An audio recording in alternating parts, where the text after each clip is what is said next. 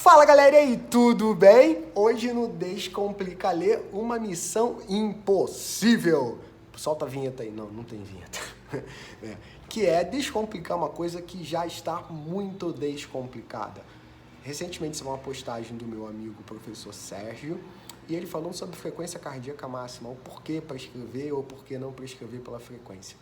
E muito bem, então eu só vou colocar meu ponto de vista, logo que foi a pedido de 2 alunos, não um, mas 2 alunos, né? Pô, professor, você poderia fazer um Descomplica aí a ler sobre a frequência cardíaca máxima.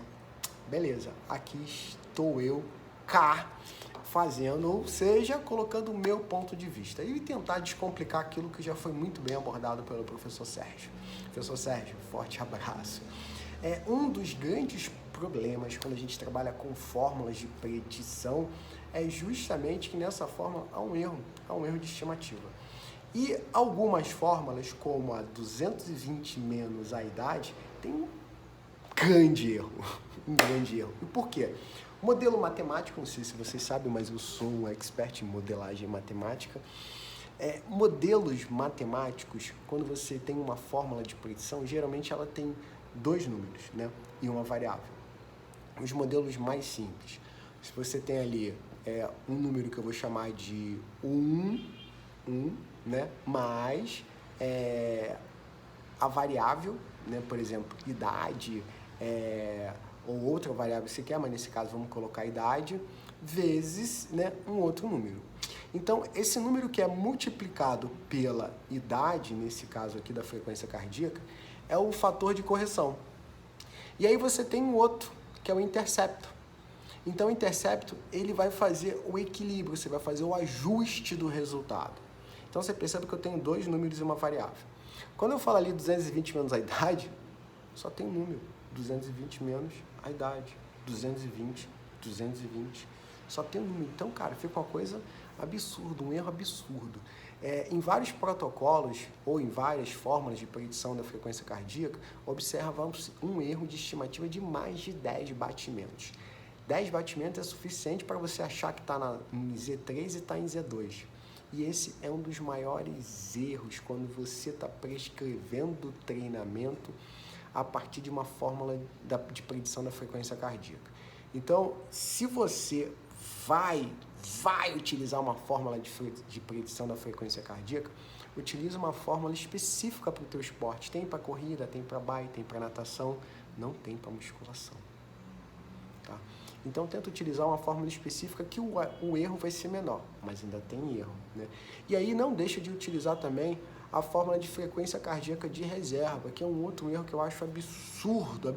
As pessoas ainda cometem esse erro, as pessoas não, os profissionais, que é prescrever a partir da frequência cardíaca sem levar em consideração a frequência cardíaca de repouso.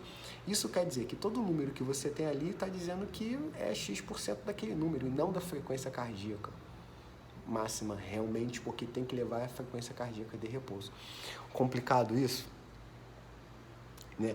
E aí, quando você faz uma predição, né, da frequência cardíaca máxima, utiliza o percentual ali, por exemplo, 80% e acha que está trabalhando com 80% da frequência, não tá, você está trabalhando com 80% do número, não da frequência cardíaca.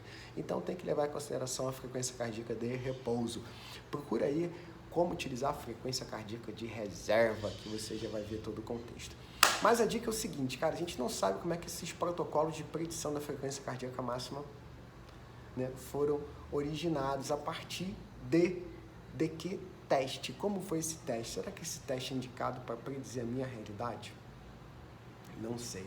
Então a gente tem esse questionamento aí. Por isso que é legal você fazer dos específicos.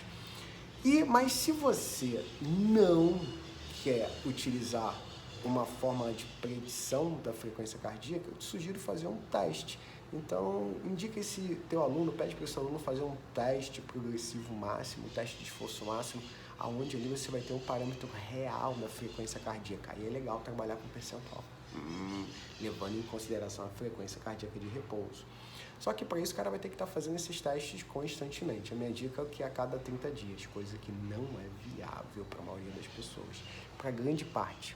Ali, percentual, chuta um percentual de grande parte assim, pô, não sei, mas Pergunta para 10 pessoas quantos fariam um teste de progressão máxima por mês. Você já vai ter uma boa ideia, cara. Se um falar que faria, então é uma coisa bem inviável. E a minha sugestão para entrar no Descomplica é, cara, se você vai trabalhar com esporte cíclico, corrida, bike, natação, remo, tenta fazer uma associação entre a frequência cardíaca e o limiar de lactato, se você conseguir fazer algum teste, tem alguns testes indiretos. Se não, a minha sugestão é utilizar a estratégia da frequência cardíaca e percepção de esforço. Então hoje a PSE, o índice de percepção de esforço, escalinha, né, a mais famosa escala de Borg, ela é muito bem aceita para você observar a relação de carga interna. Entende que frequência cardíaca é um parâmetro de carga interna, a percepção de esforço também. Então você pode estar utilizando. E entenda que se você utilizar da forma correta, vai te trazer bons resultados. Agora você vai entender que é por isso também que muita gente que trabalha com esporte já não utiliza mais o parâmetro frequência cardíaca. Na corrida, por exemplo, utiliza o pacer. Na bike, por exemplo, na natação, por exemplo, né? Porque em função do nível de condicionamento, você tem que fazer vários ajustes e cada vez mais fica mais difícil trabalhar dentro da recomendação da American College. A gente começa a perceber que aquela recomendação é viável para as pessoas que estão começando a se exercitar. E aí vale muito a pena você utilizar um frequencímetro para controlar isso. Mas quando o cara ganha condicionamento, você tem que utilizar outras variáveis extras que vão te permitir ir mais além e melhorar o condicionamento do indivíduo, causando um estresse progressivo. Nossa, eu acho que eu compliquei. Bom, eu acho que eu compliquei um pouquinho no final, mas é um assunto muito complexo, mas eu tentei ser o mais claro possível e vou resumir agora. Não usa frequência cardíaca não, brother. Pra quê? Usa outros parâmetros. Se vai trabalhar com fitness, usa aí a percepção de esforço. Ah, Lê, mas se ele atingir 90%, 100% da frequência cardíaca, pode acontecer alguma coisa com ele? Nem vou te responder. O pessoal fala assim, tem que controlar, senão vai acontecer algo, vai infartar se chegar a 100% da frequência cardíaca. Não é a frequência cardíaca que faz infarto, faz o indivíduo infartar não, tá? Pelo amor de Deus, o problema é outro, e não vem o caso a gente falar aqui. Mas fica a dica, utilize uma variável de controle de carga mais prática, tá? E que você tenha uma resposta real e no momento. Isso vai te ajudar bastante a você fazer o ajuste de carga no treino no momento certo. Beleza?